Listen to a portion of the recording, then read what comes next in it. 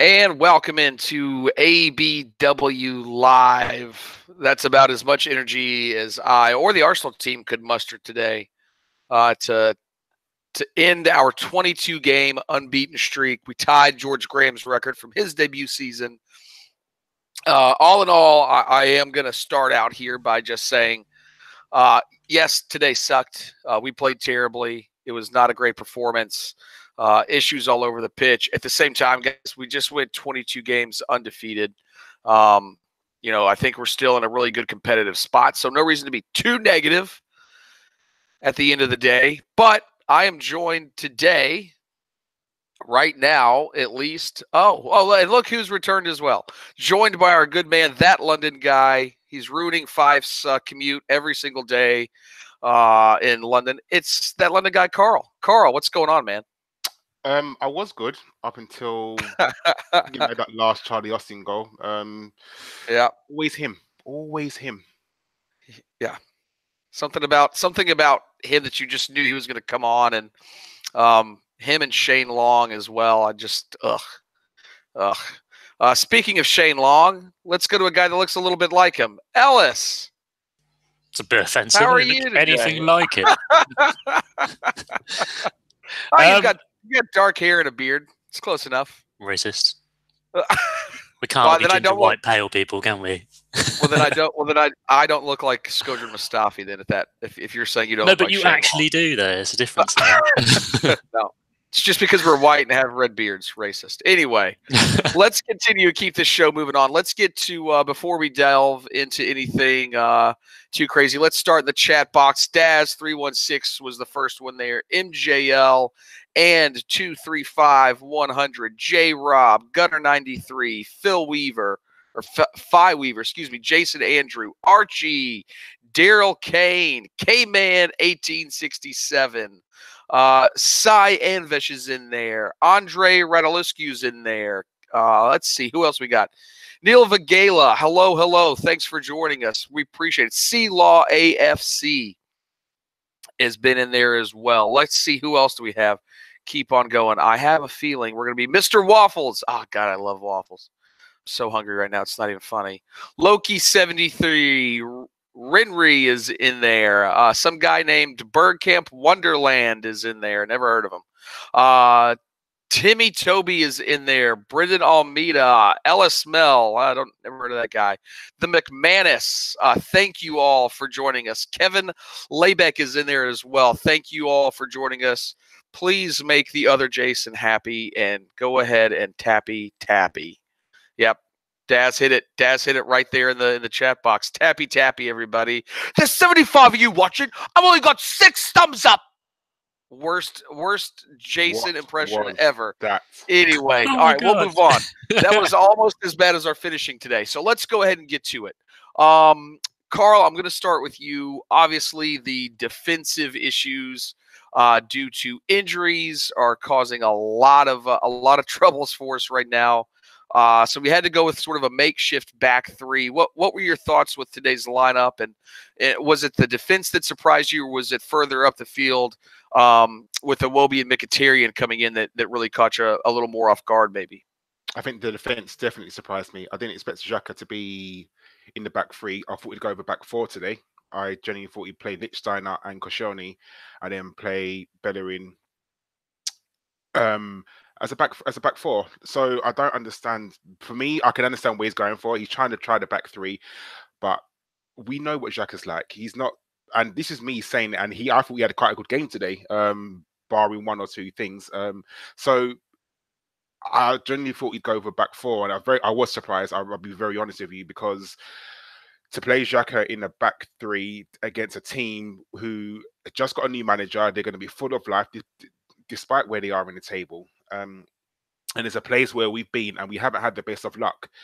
And I know it's like a new era. It's not Arsene Wenger, a brand new team, brand new mindset. And I understand that, I really do. But to go over back three today, I think was the first mistake of quite a few that we made today. Yeah, I tough to disagree there. Ellis, were you confident at all today going in? When you saw the lineup come out, obviously we had a really strong bench. Ramsey was on there. Lacazette obviously on there as well. I think one of the big surprises, I had to check the website as well, was no Kolasinac on the bench as well. So not even an extra sort of left wing back to provide us some cover if we needed to move Nacho over. But seeing that lineup, what were your sort of thoughts going into the match?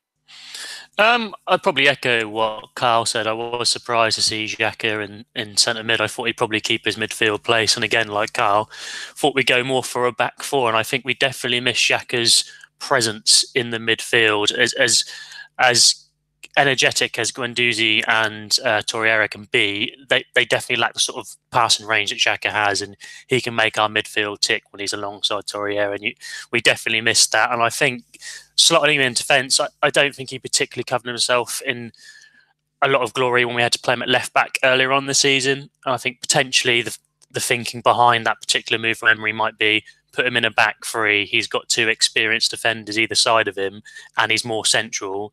He might not struggle as much, but you've got to think the two people he's got playing either side of him. One's a right back playing at centre back, and the other one's Koscielny, who's been out for 9 months and only had one set of 90 minutes under his belt. Or did he get the 90 minutes against Karabakh? I can't remember, but he's played one game this season. Yeah, no, he hadn't. I think he came off with like the 75th minute or something like that. So he's not even played a full game this season. He's come back from a very bad injury.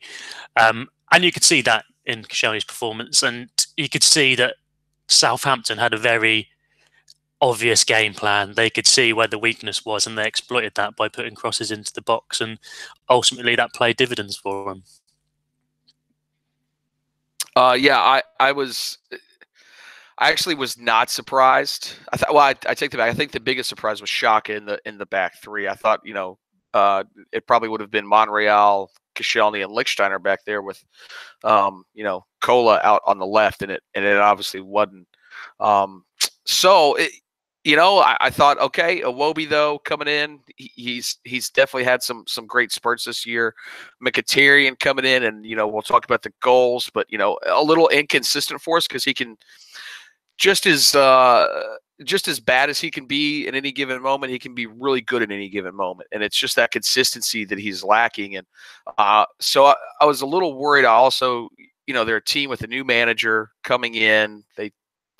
I just had a slight feeling. I was like, let's just get a draw and we'll be okay, knowing how well that they always play against us, but they always seem to be able to at least grab a point from us, especially at their place, which is really unfortunate. So the start of the game, and I think we started off pretty good, and Guendouzi found a little ball over the top to Aubameyang, and Aubameyang forced a save. But after that, in the first 15 minutes, we didn't really seem to be able to find a real rhythm.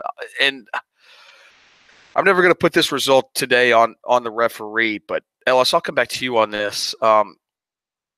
There was just, again, we saw a lot of the systematic fouling through and through. It wasn't until late in the second half when we really actually saw a yellow brandished, and it was really difficult after that sort of initial play from Guendouzi for us to find any rhythm, wasn't it?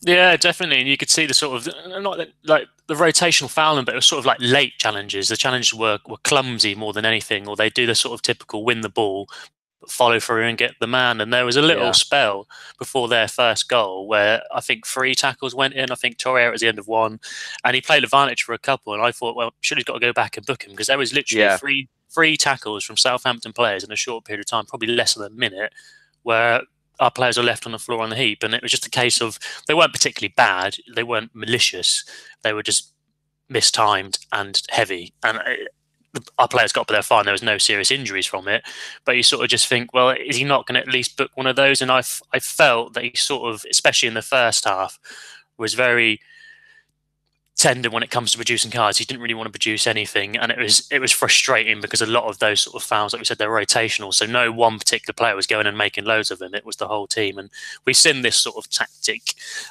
employed against us before, and it works. And I don't know if that's a case of our players not making enough of the fouls they're getting, or if we've got a sort of reputation as being a bit lightweight, which you see that a lot in the media, the way Arsenal sort of portrayed. I think it doesn't help that we were one of the first teams to field all foreign players, no English players, and then we sort of got that reputation for ourselves. But it worked for them. These little sort of rotational fouls broke up a play. We couldn't really get a hold of the game. I think the way the team was set out, there was a period just before we scored our goal where Mkhitaryan was stood in the middle and there was no other Arsenal shirts around. There was probably about 6 Southampton players in there around him, blocking him from finding the ball to either Iwobi or Aubameyang, or picking it up from either Guendouzi and Torreira. And you saw that a lot. They picked the ball up from the defence and they sort of just pass it around a bit and look short for ideas. And in the end, they normally go long. Obviously, Guendouzi managed to pull it off quite early on against for Aubameyang, got the chance. But there was times when it wasn't paying off for us and we could not find other teammates, especially in attacking positions. Yeah, they really definitely seemed to frustrate us early on, and I think that was really easy to tell what their game plan was going in there. Karl, coming to you on this, let's talk about Aubameyang real quick, because joining from Dortmund, he's got a great goal scoring record, and you'd expect him to put his chances away, but the early chance, like I said, from Guendouzi, and a couple other ones where he really looked like he really probably should have done something more. And is that a sense of he just couldn't find it? Do you think that's a sense of he couldn't find it today, or do you think that maybe he has to have a few more chances under his belt, because we didn't really create a whole lot either today? I mean, no striker scores every single chance that comes to him, and it's part of the cause. We would love our striker to score everything. I remember there was a stat going around that he scored from his last 9 shots in the Premier League. So clearly he's got it in his locker to do good things. I think today's the chance when Guendouzi passed just over the top and he brought it down well. I thought his touch was absolutely magnificent. Yeah, exactly. It was always that reminded me of the Torreira goal last weekend, where he brought the ball down, turn and cross it in, and Torreira scored the overhead kick.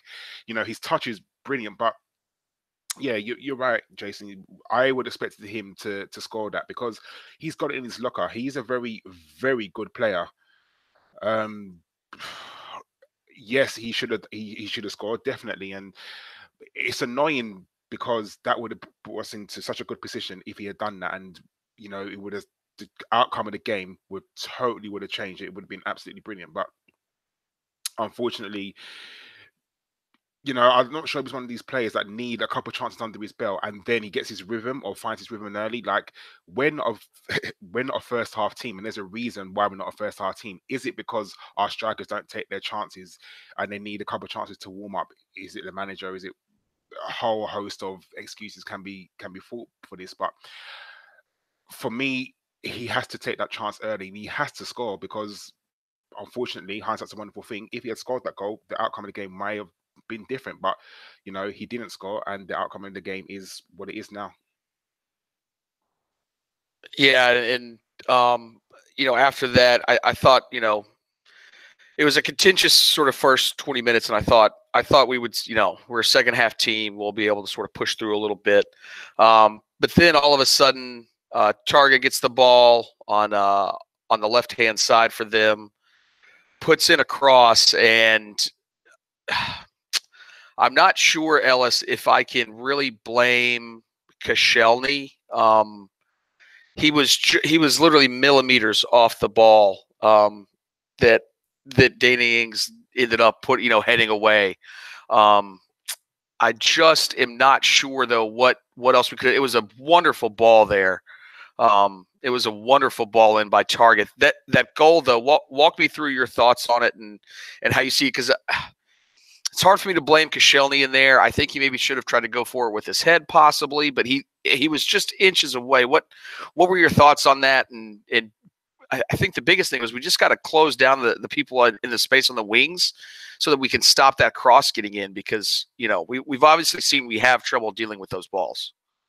Yeah, definitely. And initially, that was my first thought: is Target's in a lot of space here. Can Hector Bellerin close him a bit better? Can he be watching him more closely? Because there's a lot of space he gets it, and Hector Bellerin does seem to close him down, but it's too little too late, really. And he puts in a perfect ball. It's one of those horrible balls that you don't want to deal with as a defender, because it is literally just gone just enough out of reach for Koscielny not to deal with it. Yeah. And that may or may not be because of his match sharpness. He may have been in a better position. He may have, like you said, gone for his head. in another day if he'd played a few more games for us. But it was literally just out of reach of him, and it was perfect for Danny Ings. He literally couldn't miss. He just got a good connection on that, and it's a goal. I don't want to. I thought it was poor from Koscielny. Again, I was sort of baffled that he went for it with his leg, especially that he has torn his Achilles. He's got Achilles problem, like stretching it like that probably isn't the best thing to do.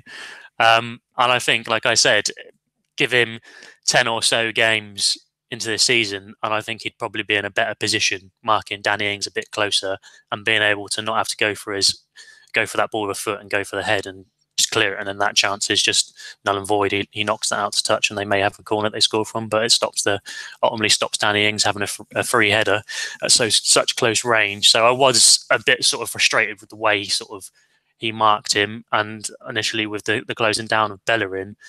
But Josh made a perfect point in our little WhatsApp chat during the game that Koscielny does have that in him. We saw before he got injured against Atletico, he does have these sort of lapses of concentration. And my reply to that was, all our defenders do, really. All of our centre backs have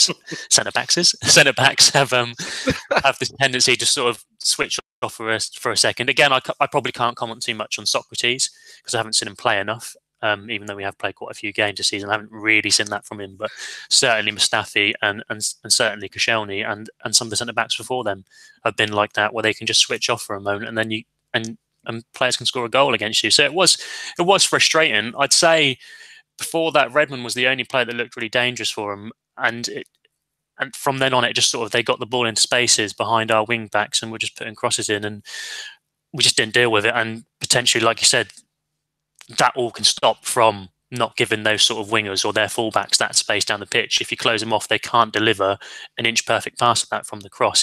There's two sort of errors there, and I think both Hector Bellerin and Koscielny could probably look back at that and think they could have done better. But it is what it is, and we've got this weird habit of not winning first halves, and I wasn't worried at that point. I wouldn't say I was ever worried. They didn't look completely threatening. We still look dangerous on attack, but it's just frustrating. It definitely can be avoided, that's for sure. Yeah, Karl, getting a little out of order here, though, but especially their last goal as well was something very, very similar, where just the simple ball played in from the wide position, the wide player having all time in the world to be able to put a perfect ball in, and then just center backs sort of, I don't want to say that they're not taking accountability or responsibility for what they're doing, but they're definitely are just sitting there sort of like, all right, well, this guy will have it because he's in front. And it didn't seem to be, especially the last goal. And of course, Cause put tried to stop that first one, but it was just really, really, I hate to use the term, but same old Arsenal again, wasn't it? It's called a spade, Jason. It really wasn't good enough. I mean, what Ellis alluded to, the cross should have been stopped first of all. It was lazy defending by Bellerin, just sticking the leg out, not trying to close the player down, just sticking the leg out. And that was the first mistake. I'm not going to go back over the first goal because Ellis sort of alluded to it, but Koscielny not going with his head was absolutely criminal. And I'm sorry as it was. He's an experienced defender. What the hell is he doing going with his foot? That's criminal defending. Had that been any other defender in the league, we would have been going, ha, what's he doing?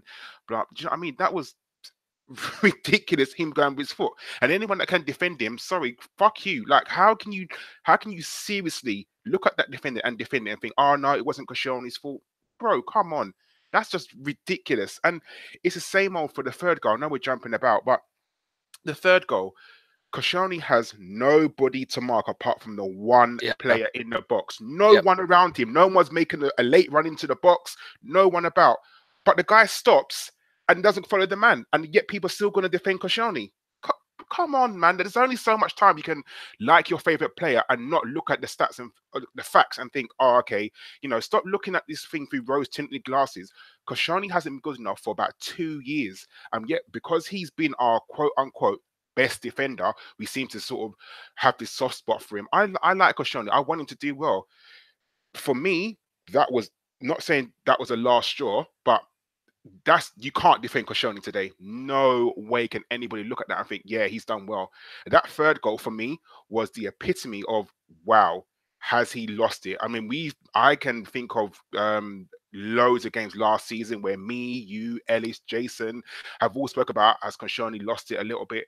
And I know people are going to say it's his first game back after a very long while, and it is. And that's the only thing you can sort of defend him on. You know, he's been out for a long, long time, and it's very hard to come back and pick up where you left from. It's very hard to, you know, go from 0 to 100, and the intensity of that game was very, very hard on him. He's only played 70 minutes this whole season.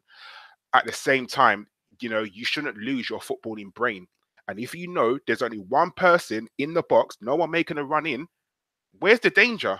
Space doesn't score goals. Men score goals. So for me, I don't know, criminal, absolutely criminal. Yeah. So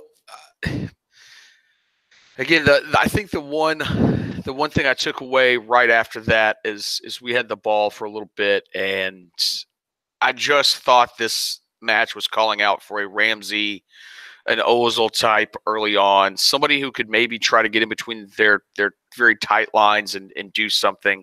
And then in the 28th minute, we had a long spell of possession, and I haven't seen the exact stats on it. But we had the ball for quite a while in their half, just sort of passing it, you know, from wing to wing, trying to find a way to break them down. Iwobi makes a nice little run that frees up a little bit of space for Monreal, who he plays at the ball to, and then Monreal does a lovely little pullback. And guess who's there? But everyone's biggest sort of boo boy right now, which would be I would say Henrik Mkhitaryan, and just has a great header. Just past the keeper there to pull one back. And Karl, I'm going to come back to you. Talk us through that goal. And I think the biggest key to that was Iwobi just taking some initiative and just trying to dribble past a couple players, which he did. Absolutely loved it. Do you know what? I'm not Iwobi's biggest fan, but I love the fact that, you know, there are times when he dribbles and he loses the ball, and everyone sort of has that, oh, for God's sake moment. But, you know, even the pass to Monreal, I thought he had overhit it. And I thought, oh, maybe he's not going to get to the end of it. And, you know, credit to Monreal, he didn't give up on it. And it was a perfectly timed ball. And him crossing the ball into the box, and Mkhitaryan, you know, you're right what you're saying. He is the boo boy at the moment. We always have these periods of times when someone's always to blame for something. But, you know, give credit where credit's due. You know, if that was Aaron Ramsey, we would have been lauding it, you know, late run into the box. Brilliant. Well done. But you can't. That sort of stuff was just brilliant. And to get us back into the game, the header, you know, he could have gone with his head or his foot. He tried to go with his head low into the corner. Keeper didn't have a chance. So well done, Mkhitaryan. Yeah, and again, Ellis, let's also talk about no Kolasinac this game. I've said his name probably 3 different ways so far today. I'm going to go with Kolasinac the rest of the day. No Kolasinac today on the left. It was Nacho, also coming back from an injury. Played even less than Koscielny has.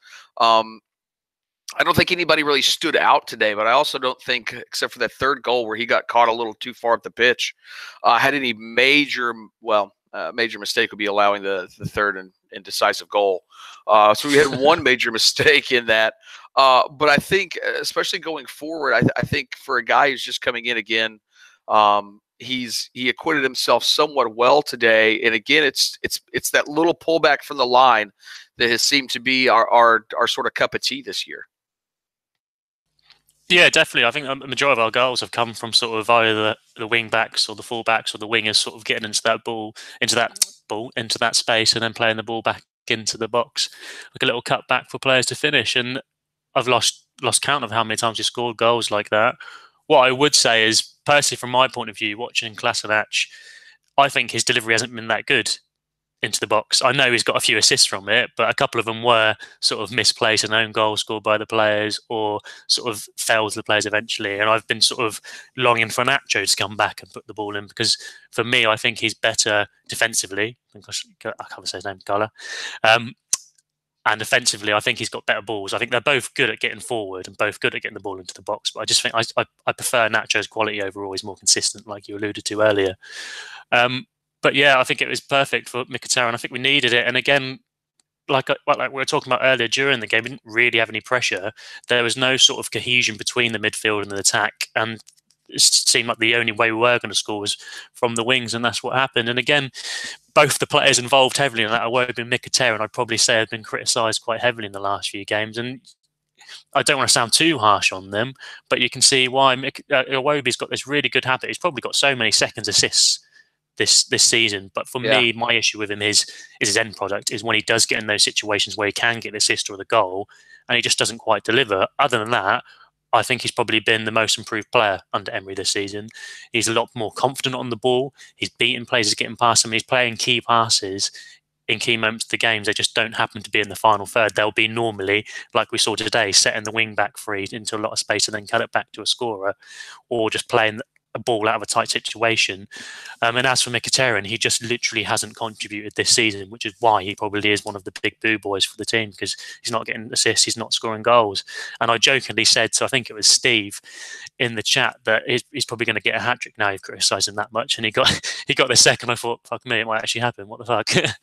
But it was a good finish for him. The ball from Nacho was perfect. Like, all he had to do was just header it towards the goal. Like, he picked him out perfectly. You could see that, and I don't think it was overly difficult for Mkhitaryan to score then. Similar to the Ings goal, it was put in such a good position for the scorer that they didn't really have to do much, just get a good much contact on it, and they've got themselves a goal, and that's what happened with Mkhitaryan. Yeah, he seems to be somebody who's either really, really bad or he's just directly involved. I think like today, I think he had some not great moments today. Then he had some, obviously scored 2 goals. So not a whole lot happened between that and the 44th minute where they took the lead there. And again, it was a soft goal. Ings is in between again, Koscielny and Lichtsteiner. Guendouzi doesn't close down Redmond on the wing, and Ings heads in. And, again, all 3 of our goals today, so similar that we conceded. We talked about that. And then, of course, in the run of that play, Hector goes down as well. It was really just the perfect storm of garbage. Wasn't it, Karl? Just all within the matter of 15 to 20 seconds.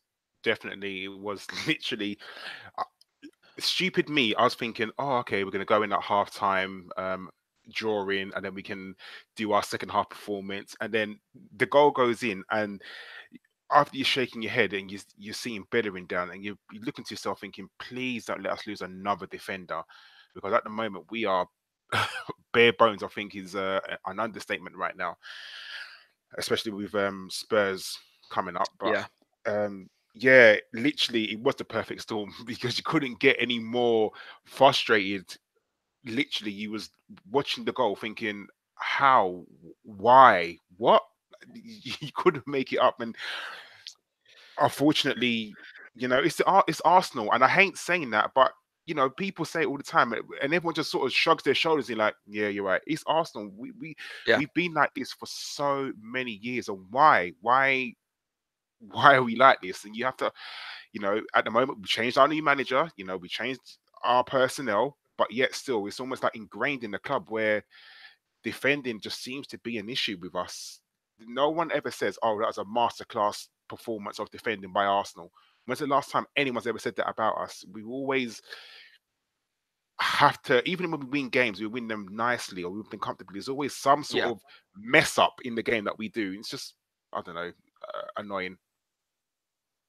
Yeah, it is. And it was, again, I literally, in my notes, I just wrote, they take the lead on a soft goal. Because Ellis, it literally almost looked like the ball was in slow motion.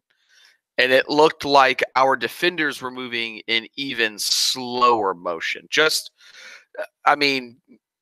not trying to harp on it too much, but just, again, I mentioned it before as well, but just same old Arsenal again, where we switch off. What is it? Is it a coaching thing? Does Steve Bold need to go back and do some old school work with these guys? It was funny today. I did see him talking to Caicedo, and Caicedo looked like that guy who was like, I'm gonna lean in, but I'm not gonna look at you, and I'm not really listening, but I'm gonna make my body appear that I'm listening. And I kind of felt a little sorry for Steve Bold. But why is it just concentration? Is it we're not getting smart footballers? Is that, I mean, and maybe we don't recognize it in other teams because maybe we just don't see them play as often as we do, and we don't see just those lapses like we do with us. But what can you put this down to? Because all 3 goals today were just so similar in form, and that they could have easily been avoided. Yeah, and I think there's a lot of variables that go into it. You've alluded to a lot of them just in the way you're asking the question. First, I think the actual header from Ings was so good. Like, that is really hard to save. The way he's looped that over Leno, you just look at Leno, like, he's watching it, he's like, oh fuck, that's gone in. And it was just one of those perfect looped headers. Again, it could have been cut out before then. It's a good ball in by Nathan Redmond, nothing more than good. It's just a good ball in, and we could probably deal with it better. I think it was Xhaka and Koscielny either side of him. I can't really remember off the top of my head. But whoever it was, they should have probably done better and cut it out and just got more on him. And I don't think it is a case of... I think it's the lack of training that these players have had. Again, Unai Emery, he's only been in for not even half a season yet, nearly half a season. He's not going to change these faults that we have seen in the Arsenal squad for years and years and years. They've been there for so long. Arsene Wenger, as a coach, has been there. His way of coaching has been there so long. It is ingrained into this team. We can see improvements. They are very little, and they are paying dividends on the pitch, but they didn't today. And I think a case of that is, one, you've got a defender, Koscielny, who hasn't had time with Unai Emery, because realistically he's been injured since back when we were playing in the Europa League with Arsene Wenger. So he's not really had any quality time with this squad and how they play now, and with Unai Emery. So you've got to factor that into things. He's also playing with 2 players either side of him. One who's not a defender at all. He's a centre mid who, rightly or wrongly, has been deployed in a central defender midfield role before, and left back. But realistically, he's a centre mid. He's more of sort of a playmaker. He's playing at centre back next to him, and the other guy is a aging right back from Juventus who's only just come to this country to play for England, and mostly he's played right back his career. So you can see why there's issues there. I think you look at this game and you put back in Mustafi and you put back in Socrates. Or potentially, I know we can't really say it now because Bob Holden's out for ages, but you put any of them in there, that's our 3 most used centre-backs this season, our 3 main centre-backs. None of them are there, so we're going to struggle. We're going to struggle with stuff like that because these guys haven't played together before. 2 of them have barely even played 90 minutes in the last however many months. And the other guy, like I said, is a aging right-back who's basically employed for cover for Hector Bellerin. So it's a makeshift defence. You could see their game plan. It was to put boxes in there, and it worked for them. But it's not rocket science. You're not going to sit there and say, "Oh, Hassan Hull, he's a genius to figure that out." Anyone could figure that out. If you asked any of us in the podcast, any of the listeners in the chat, what our weakness will be if they saw that team, and they tell you that, and it was obvious. And unfortunately, we couldn't deal with it. I'm not massively pissed off by the result because it is what it is. Once we get these 2 players back from their suspensions, and potentially Unai Emery gets more players in for his system to work, we'll be doing a lot better. I'm not put off by this result. I'm frustrated, of course, but the unbeaten run was always going to end, and unfortunately it's come to an end because of the injuries that we've got in the squad and the depletion we've got to our defence. Sorry, that was a rant. Yeah. No, that's okay. It's okay. You still didn't go full Carpenter, so you're forgiven there. So we go into halftime. It's 2-1. Bellerin has to come out here. And I'm gonna pause real quick and just come back to the chat box and say thank you all. 135 of you watching now. 136. Let's get those likes up. Tappy tappy, everybody. Tappy tappy.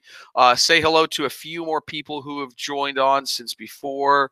Obida Uchaha, the Milano Milan, Rudy Rostlos, hello, John Bernstein, Timmy Toby A.N. is in there as well. Irfan Dujai is also in there. Let's see who else we got. Here we go. Nick Paris is in there. Theo is in there. Let's see. Who else do we have? Tom Douglas, Richard Garrett, TDB 1726. Everybody, thank you. Princess is in there. Yeah, Princess. Here we go. Simo A is in there. Let's see. Thank you, guys. Thank you, everybody, for watching. Keep Jason happy. please hit the like button. Also, make sure you hit that little bell if you haven't already. That way you subscribe to us, and that way you'll get an email every time we go live or post a new show on here. You'll get a notification. Jeffrey O'Hare is in there. Namduzi Gunnerland is in there. Thank you, folks. Sai is in there. Hello, hello, hello. Thank you all. Augustine Musewi is also in there. So thank you guys for joining us. Appreciate you guys taking the time on a Sunday afternoon, Sunday morning here in the States. And second half starts. Coming back to you here, Karl. Second half starts, and I think at the end of the first half, they talked about bringing Ainsley Maitland-Niles on for Bellerin. Instead, we switch it up. We go to 4 at the back. We bring Laka on. It's a really positive substitution. And, you know, a lot of people in the chat box are saying, you know, we probably should have started with 4 at the back instead of 3. Probably would have suited our system a little bit better today. But I was encouraged by the way that we came out, you know, in the start of the second half there, especially with Lockett. I think his work rate is just absolutely magnificent. And everybody knows how big a fan of Giroud I was. And I really love the fact that he can play with his back to goal. And yeah, Lockett doesn't have the stature or the physicality of a Giroud, but he plays with his back to goal in such a great way and links up with the midfield that you could instantly feel his impact when he came on today. Couldn't you, Karl? Definitely. It's his energy as well. He, you know, isn't the greatest tackler in the world because that's not his job, but he definitely does close down a hell of a lot of people, which is absolutely brilliant. I didn't think that was going to be the substitution. I was very surprised. I honestly thought that he was going to bring on Maitland-Niles instead of Lacazette, but it just shows that the manager wanted to go and win the game. He wanted to, you know, prove that, you know, we have a 22 unbeaten run for a reason. And, you know, brilliantly positive substitution. Hindsight's a wonderful thing. Again, you could look at it and say, oh, should we have brought on Maitland-Niles, blah, blah, blah, but we never. And with Lacazette coming on, he automatically has a link up with Aubameyang, which is really, really good. So them two playing together, you know, it's a great thing. They have a good partnership, a good friendship. So on the pitch, it's also going to come out and positively because they like playing with each other. And because they like playing with each other, it makes, you know, the team play better because the link-up play, especially the link-up play between Mkhitaryan and also Aubameyang, the link-up play between Lacazette and Aubameyang, it's a positive thing, definitely. Yeah, I thought he added a lot for us there. Ellis, I'm going to come to you because in the 53rd minute, some really good pressing from Guendouzi and Lacazette there. Create a turnover. Lacazette is able to find Mkhitaryan, who needed a bit of luck, but we got the luck we needed, and the deflection went in. Talk us through that, our second goal there. Yeah, it was almost a shock to me. I was sort of just pootling around trying to get my computer ready for the podcast and just sort of half semi-watching while I was doing that. And I had Danny testing the connection with me. We're just sort of watching it, and I just laughed my head off. And I think Danny's stream was a bit behind me, so I was trying to tell him and explain to him what had happened, and then he saw the same thing and laughed. And it was a comical goal to concede, especially from the keeper. Dived the wrong way as the ball trickled over the line. It was again good pressure from Guendouzi, a good ball from Lacazette, and like you, I like the way Lacazette works. For me, other than Aubameyang, he's a clinical finisher and he's got pace, but he doesn't really hold on to the ball. The ball doesn't stick to him. Whereas with Lacazette, he's much more capable. That is much more better at linking up the plays, not just an out-and-out finisher. He's just as good a finisher as Aubameyang normally, but he's got other parts to his game. He can hold on to it as well, and he done well there to find Mkhitaryan, and Mkhitaryan sort of had a just a pot shot, but you've got to take these shots. If you don't take a chance, you'll never know. And he took his chance. Unfortunately for us, it took a heavy deflection off one of the Southampton players and sent the keeper the wrong way as it trickled over the line. And you're then back to 2-2. And for me, I was quite confident then because it's been drilled into our heads watching Arsenal play today. Every commentator will say it. Arsenal haven't won this half again, but they always go on and win the second half and make the right substitutions. Blah, blah, blah, blah. And I thought, here we go, we're going to start going for it now, we'll start to switch on. Immediately when Lacazette comes on, you can see when him and Aubameyang are both on the pitch, they're looking for each other, trying to make things work. And as a defender, it's probably your worst nightmare, because you've got a guy who's got loads of pace, bags of pace, good finish. You've got another guy who can hold on to the ball, also a good finisher. You get dragged apart, and we saw when they work together, they work well. Unfortunately, it never really fully materialised in the second half. It was enough to sort of stretch them, but ultimately we lost this big game because of our defensive frailties. And I'm sure we'll come on to talk about the third and final goal in a bit. But as for the goal, it's good for Mkhitaryan, good for his confidence. Like we said, he is a bit of a bully boy at the moment. We do like to boo him. And it's good for him to start earning his money, I suppose, get a goal, a couple of goals in the game. He's not going to remember it because we lost the game and it's meaningless. But for his personal sort of motivation and sort of confidence, that's going to help. Yeah. Just after that, though, I felt like we really we had the spirit, we had the momentum that actually wrote that down. And Alexander asks, when will Iwobi learn not to lean backwards when shooting? And Karl, a great opportunity falls to him in the box, and he's got basically the far post and the side netting wide open, and just skies it a little bit there. At that point, did your head drop? Because I feel sort of like that took away some of our momentum when he missed that. Do you know what? Like Ellis, I was kind of confident that we was going to go and win the game because, you know, like Ellis said, it's drilled into us. We are a second half team. We seem to always find that extra little bit of spark in the second half. Liverpool 1 up. But anyway, they automatically seem to find this little spark in the second half just to sort of topple other teams, you know, is what we do. And I like that as well, because teams automatically know in the second half we're going to get better. So it makes them defend a little bit more. It gets them a bit scared, which I kind of like because they know what we're about. When Iwobi did miss that chance, I literally was like, oh, for God's sake. Like, because like Ellis alluded to, again, I can't believe I've agreed with Ellis so many times today. Fuck me, I just have a bath. You know I'm right. Don't fight it, Karl. His end product is not very good. You know, he does, like we was talking about, he has a lot of second assists. He does, but why doesn't he have assists? Why doesn't he have goals? What is wrong with his end product? And yes, he has improved immensely this season. And I'm going to say, I can't believe I'm saying that again, that he has improved so much. But his end product just needs more work. And yeah, he's got time. He's a young player and he's still learning his trade, and he will get better. I have no doubt about that. I've got no doubt that he will get better. Unfortunately, as football fans, we want results now. We want that end product now. We want him to be the complete player now. And he's not there at the moment, but he will get there. But as we was alluded to, I genuinely thought that we was going to go on and win the game, because I thought, yeah, we are a second half team. We've got Aubameyang and Lacazette on the pitch now. You know, we're buzzing. We was on the front foot. And I thought, yeah, we'll go on to win this. Unfortunately, it wasn't the case. Yeah, it wasn't. And we mentioned the third goal a little bit earlier. But again, they get the ball. Shane Long gets it in acres of space on their right-hand side, puts a good ball in, and Leno's made a couple of errors recently. This one probably the most glaring, just going full Almunia Flapianski on it, just millimeters over his glove.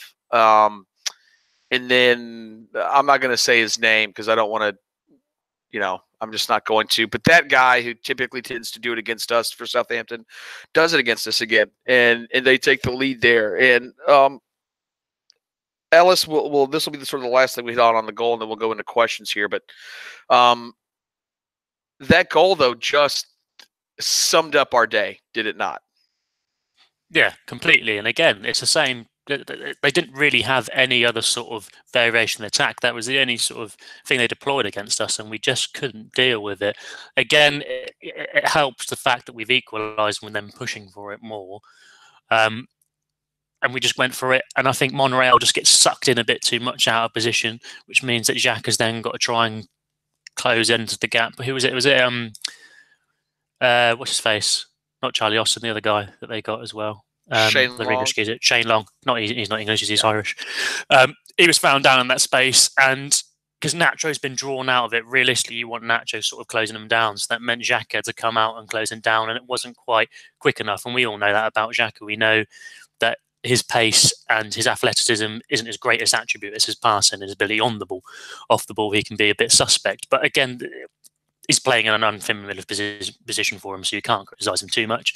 He's just a bit late out coming to him, and Shane Long puts a good ball in. And like you said, Leno, it's something you see a lot, I think, from keepers from the continent, or keepers not used to the Premier League. They're not that great at coming for crosses, and you can say it for David De Gea. He's not great at coming for crosses either, and he's regarded as one of the best keepers in the world. The thing is with his United team, or the teams of the United defence, they just won't let those crosses come in. They know that's his weakness, and they stop that from coming in. Whereas our defence didn't really stop the balls coming in today. All the goals are coming in from crosses, and at least 2 of them you can say they weren't closed down properly. That ball could have been prevented if someone had closed him down, put pressure on the crosser, make him deliver a slightly underhit or overhit cross. Instead, you've got two times in this game where the crosser hasn't been put under pressure, and he's had the time to put in an inch perfect cross to his mate in the box who can just head it home. It was frustrating. Again, the 2 players in there, Koscielny and Lichtsteiner. Lichtsteiner's just behind him, so really he's not really affecting the header at all. And Koscielny, he's got this habit of looking like he's really close, but he just can't quite get there and missing it. And Charlie Austin, the 5-5, I think it is, against Arsenal, headers it in, and then you're starting to worry. Like I said earlier, I was confident we could probably go on and win the game. When he scores there in the 83rd or whatever it was, you're thinking, oh, fuck, we're running out of time here. Still got belief, don't get me wrong. I've still got belief because of how well our second half performances have been. But there just wasn't enough time. And as it transpired, there wasn't enough time to get an equaliser. And it's frustrating again, but 23-1, like, you can't really complain. You can see improvements, as minor or as minuscule as you think they are. There are improvements there. We've only played 23 games of Unai Emery unbeaten, and you can see semi-improvements. It's going to take a lot of time to iron out the cracks in this sort of Arsene Wenger squad that he's got. The players he has brought in, Torreira, you can probably say is our best purchase, and that has come in since Unai Emery's been there. He's one of our best players. If we get a few more players like that can make an impact, then you'll see a massive improvement in our squad. Like Liverpool and Man United are playing now. 2 of the players they brought in Alisson and VVD, massively improved that squad, and look how well they're performing. All we need is a couple of additions elsewhere in the squads to sort of help our defence, and we'll be a better team. I'm not going to get carried away. I think a lot of our fans, me included, can wear our heart on their sleeves and get really frustrated and act like it's not 23 unbeaten. It is still, obviously 24th we've lost, but it's time in December. Our squad's depleted.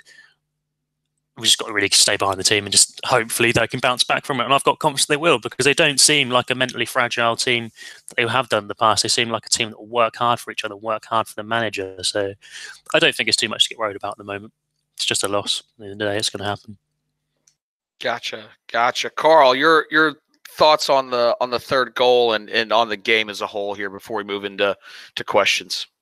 I kind of explained about the 3rd goal. I think Koscielny has to do better. I think Leno has to do better.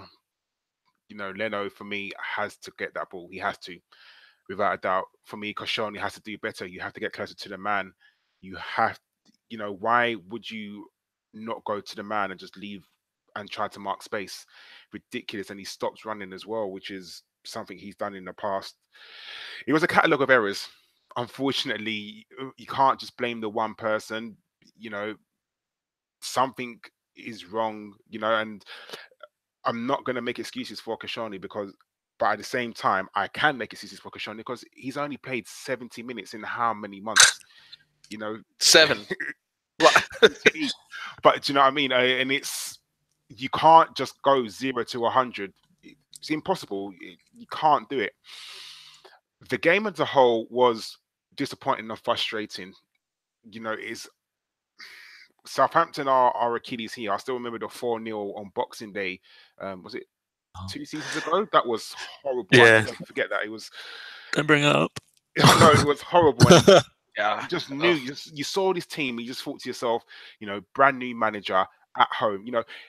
When we played Cardiff, Cardiff had not scored a goal at home. What did Cardiff go and do? Score 2 goals against us. When we played Southampton, they're the only team who haven't had a home win this season. What did Southampton go and do? Have a home win against us. It's typical Arsenal. Do you know what I mean? If a team hasn't done something in a long time and they're playing Arsenal, you can fucking guarantee that it's going to happen against Arsenal. It's just absolutely typical. But it's a season of giving, Karl. It's a season of giving. This is true, but we don't want to give that way, do we? But we will bounce back. I have no doubt we will bounce back. And what better way to bounce back than a win against Spurs, albeit being the League Cup or whatever. Any win against Spurs is going to be brilliant. And on Wednesday night, we will have our 1-1 bastards. But on Wednesday night, we will have Socrates back. We will have Mustafi back. That's brilliant. And we will bounce back with a win. I'm very much sure of that. Awesome. So we're going to get to some questions here. I just want to say, and we'll start off here with Arian. Hidari says, he asks, what's your prediction for January, potentially a center back? Before I come to anybody on this, Emery did say in his press conference about the January transfer window. He said, I don't know now. We don't have a lot of possibilities in January, but maybe we can think of someone to sign to help us, but only if we think the other players can't help us with their performance. The club will look in January. So it looks like we may be looking if Wenger always would say, if the right player is available, we're always looking. So it's that type of stance here from Emery as well. Also, the update on Bellerin was a small calf injury, so he may have a few weeks off here as well. So let's jump into it now with questions here. Who should we start with? I'm going to come back to you because you just mentioned him here, Karl. And where'd it go? I lost it. Nope, here it is. C-Law AFC asks, is this the first game since he's been here that we all genuinely missed not having Mustafi in defense? Who would have ever thought we'd hear that? That was an amazing question. Do you know what? We did. We definitely did. Because as much as Mustafi is, a liability, and, he loves his slide tackle, he brings a bit of an assurance to the defense. I'm not going to say calmness, because when Mustafi plays, he definitely doesn't bring calmness, but a bit of an assurance. You know what Mustafi's about.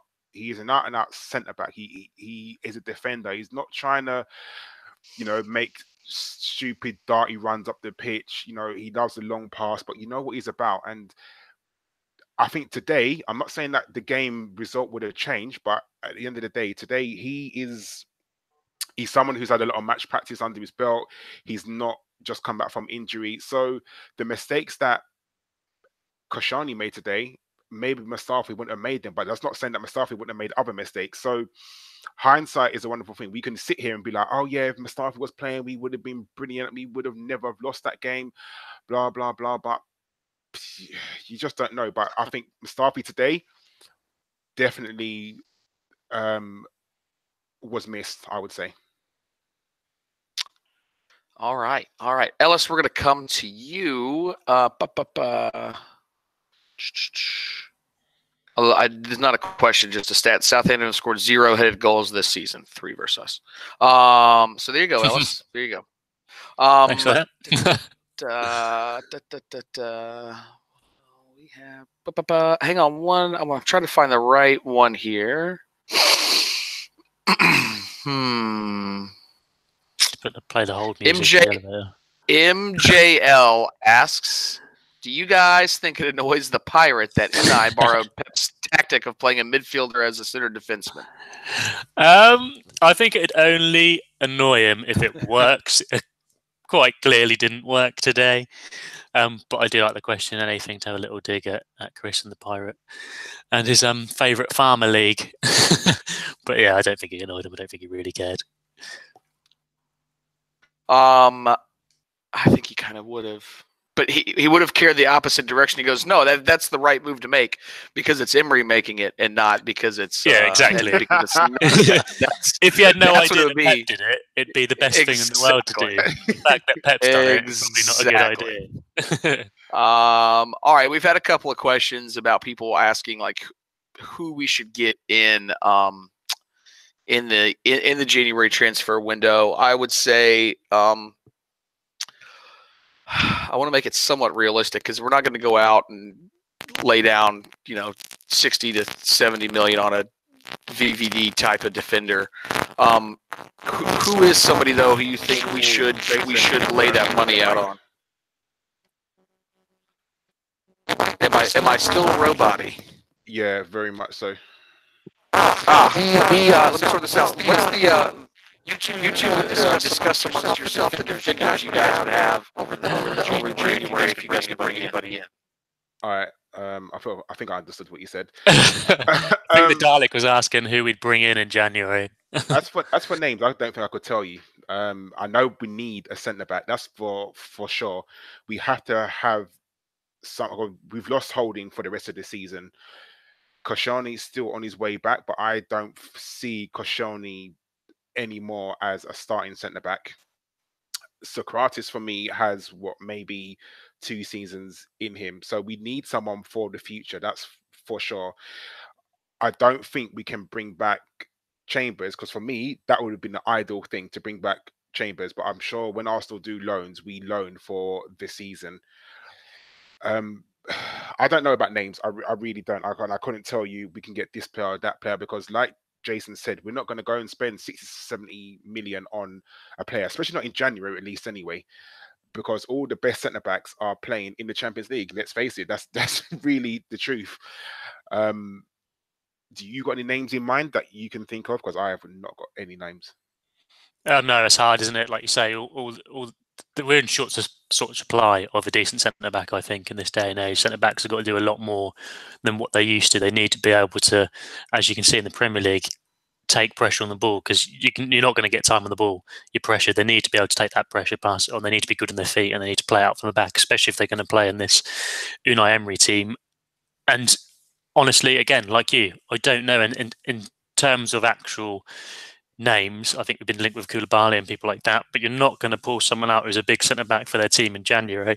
If you're going to get a loan, like you said, it's probably going to be, for want of a better word, maybe a fading elder statesman. Like, I don't know, maybe there's been links of Gary Cahill, but someone like that, someone who's not getting game time for their current club, who is going to probably, like you say, get a loan or needs to get out to improve. But we need one. I think if you put the question out to the chat box and said, what position do we need to strengthen in January, other than sort of wingers, the most important one's got to be a centre back, especially if we can keep on playing with 3 at the back because we've lost Rob Holding, and like it or not, we're not certain on what Koscielny can bring to the table. If you're going to judge him on this performance alone, not a lot, but because he is so new to the squad, you've got to give him a bit more time. But there's every possibility that he's not going to be the player he once was, and even when he was that sort of player, he still was prone to errors. And if he's lost that pace and he's still just as prone, he might be even more dangerous in our defence than what he would out of it. So I think we've got to try and get someone. The question is who and how much for, and if we can get them at all. We're not a Champions League club. We are a Europa club. Sorry, we're not as attractive as the likes of the players or the teams above us still in the Champions League.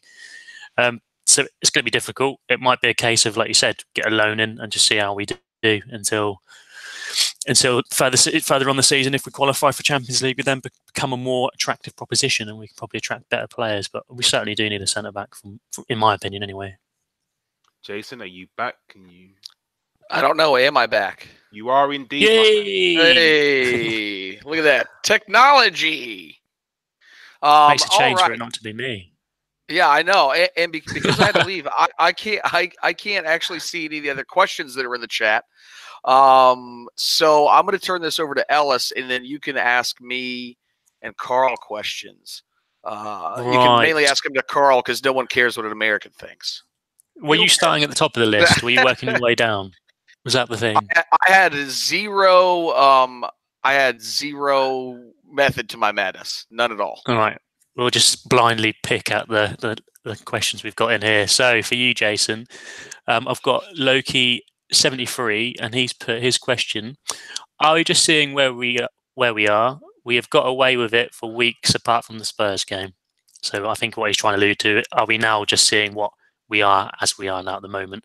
We've been getting away with it potentially in other games. Are we now starting to see the cracks, or starting to see the true Arsenal?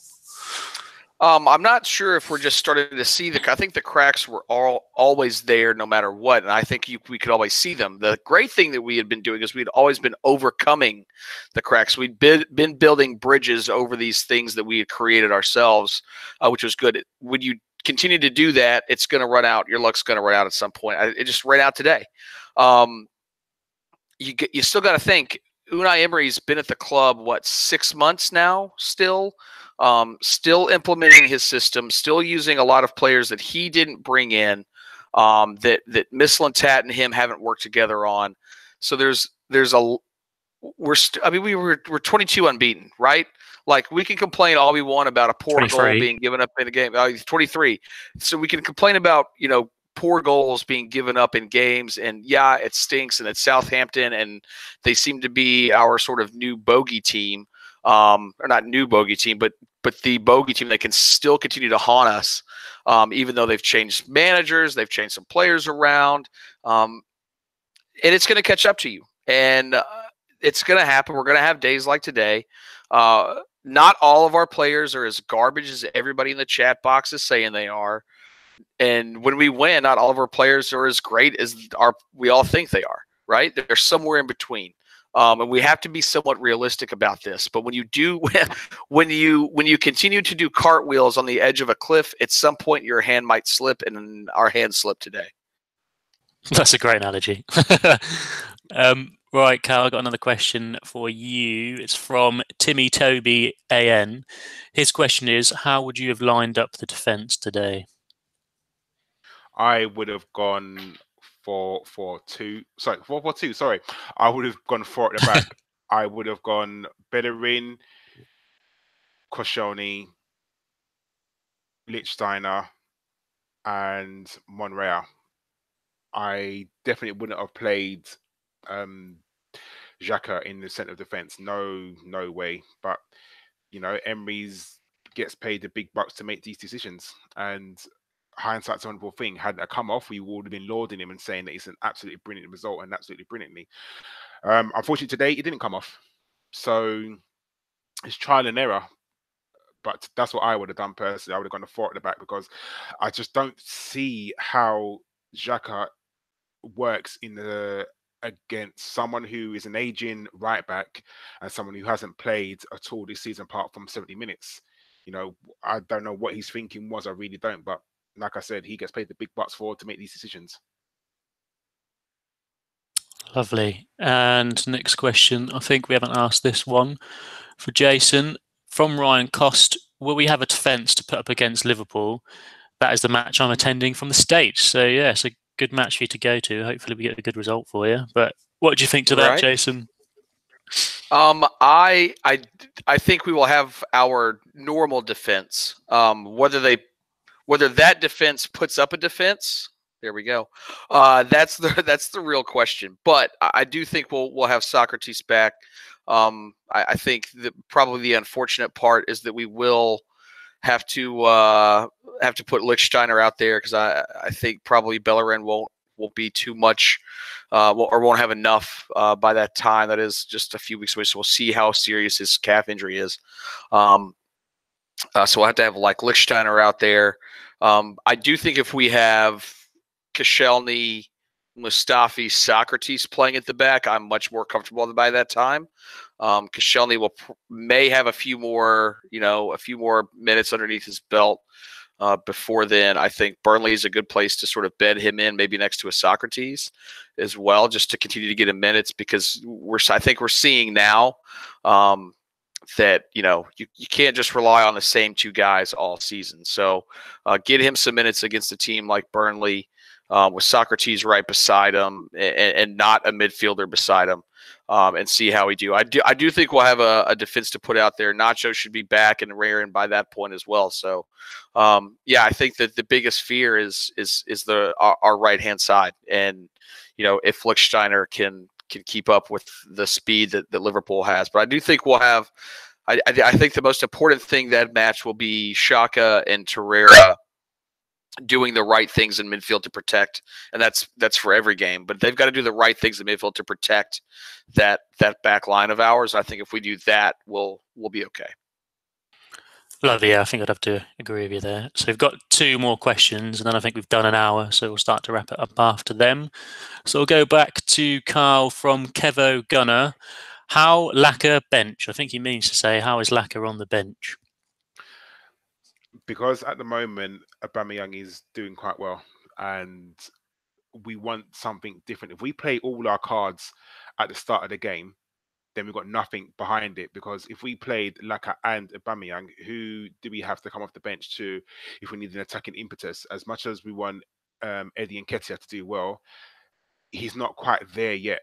So I can see why Emery is holding a little something back, because when you bring on someone like I said, who gives the team energy, who closes down players, and what's better to do when when a defender has been run ragged for flipping how many minutes, and then you got someone like Lacazette coming on who would just his bags of energy, and you think, oh, for God's sake. I mean, look at last season. We was criticizing last season Arsene Wenger, but always taking him off early, and now we're kind of we're not criticizing him, but we're questioning why Emery's not starting him from the start. You can't win at present.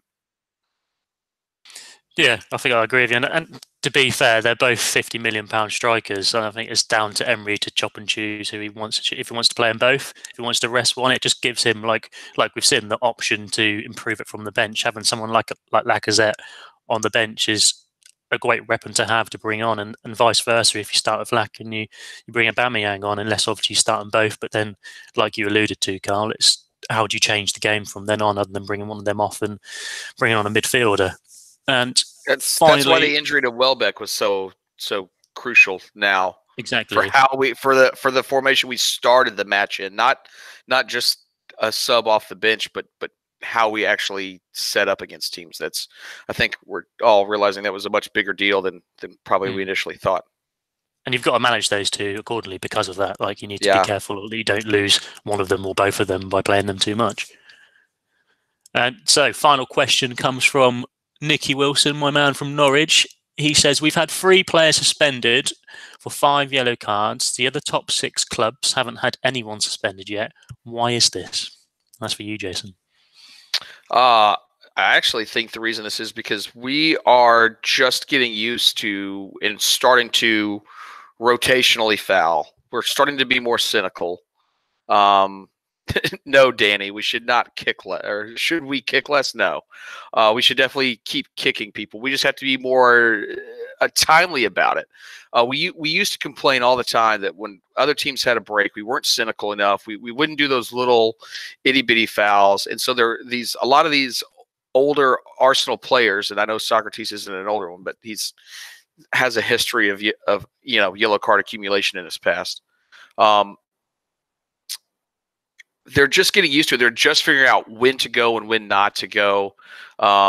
It's one of those things that we're going to continue to learn and develop it and sort of mature it as a squad. And until then, we are going to see a higher yellow card accumulation. The other thing is that the referees have to get used to us fouling, because we've not done it so often. Like, oh, well, you guys are fouling. That's probably definitely a card.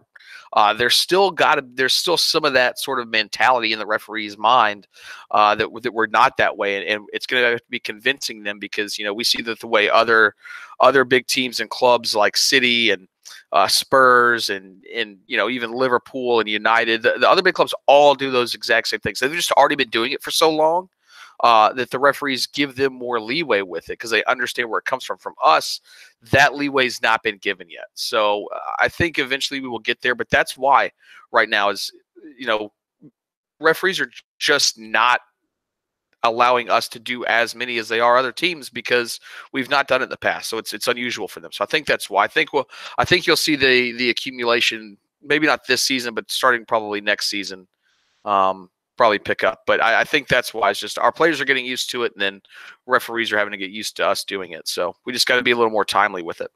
I think a lot of it as well is you look at the top six and you look at how many goals they've conceded compared to us. I think we're more at par with the teams down the other end of the table than at the top. And if you're going to be one of those teams that concedes a lot of chances and a lot of goals, then you're going to be putting defenders into positions where they have to make those sort of last-ditch challenges. I think they said in the commentary as well that Torreira is one yellow card away from being suspended. If he hadn't taken a shot off against Tottenham, he'd have another 2 there. But it's just the way it is. I think we're just, as a unit, we're a lot worse defensively compared to the other top 6. So we are going to get booked more because the defenders will be put in those horrible situations where they have to make a last-ditch challenge or a challenge of some sort that is going to result in getting booked for it. And again, I completely agree with your point. We are getting more cynical as well. So it's just a balance of the two, really. Once we get it sorted out, we'll be much better. Let's not forget that Mustafi got a yellow card for diving last week when it was a dive. That's true. Does. So, whereas, you're right, they're making cynical mistakes.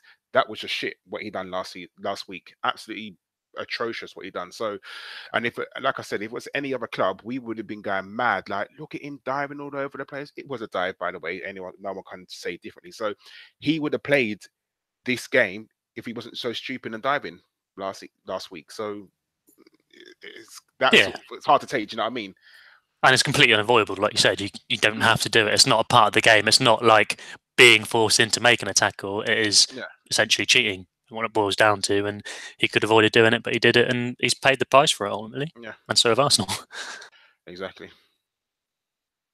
Right, should we hand back to you, Shredder, and you can wrap this up because that's all. I will wrap this up. Everybody in the chat box, play nice. Play nice. Come on. Also, there's 95 of you. I've only got 37 thumbs up. I know I'm American. My name's still Jason. Tappy tappy. Let's go. A big thank you today, to everybody who came. Hit the thumbs up. Hit the bell so that you can subscribe and know whenever we go live after each match or when we've posted a new podcast. There is a new podcast out on Tuesday. They are recording that night. Let's see. Let's see. Are either of you going to be on that at all? No? Yes? No, I'm on night shift. No, looks like right now. Looks like it's probably the button monkey Danny himself, and then possibly Welsh Justice himself as well joining, plus maybe one other there. So check that out Tuesday. Obviously, we play that lot coming up next in the League Cup as well. So hopefully another 4-2 victory or 4-0 victory would even be better. Is in the cards on that. And then we have Burnley next Sunday as well. So we'll be doing live shows after both of those. Thanks again to everyone for watching. Karl, thanks so much. Keep making Andrew late. Obviously, and engineering works over Christmas, so it just gets better and better. And what's that one hashtag you want everyone to remember? I can't. Off the top of my head, I'm not too sure, but I'm sure it's something like hashtag fuck Ellis. Correct. Yeah, not hashtag Ellis for president. Definitely not. But definitely hashtag fuck Ellis. Oh, and thanks to Ellis Mel for joining. Combined, our internet may reach 10 megabytes per second. So thanks for bearing with us with the technical problems. But Ellis, thanks so much for joining us today. Thank you, Karl, and thank you, Jason, for having me. As always, it's been a pleasure. I have to say that. It has been a pleasure. Not the result we wanted today, but let's keep positive, though. Let's keep positive. 23 unbeaten. We were 23 unbeaten, and that's definitely not in our manager's first 6 months at the helm. So a lot of work to do ahead, but still we can't complain too much here. And looking forward to even more wins under him. Hopefully again against the scum on Wednesday. Cheers everybody for watching. Danny, go ahead, hit that button, turn us off, take us out of here. Nanu, cheeky monkeys.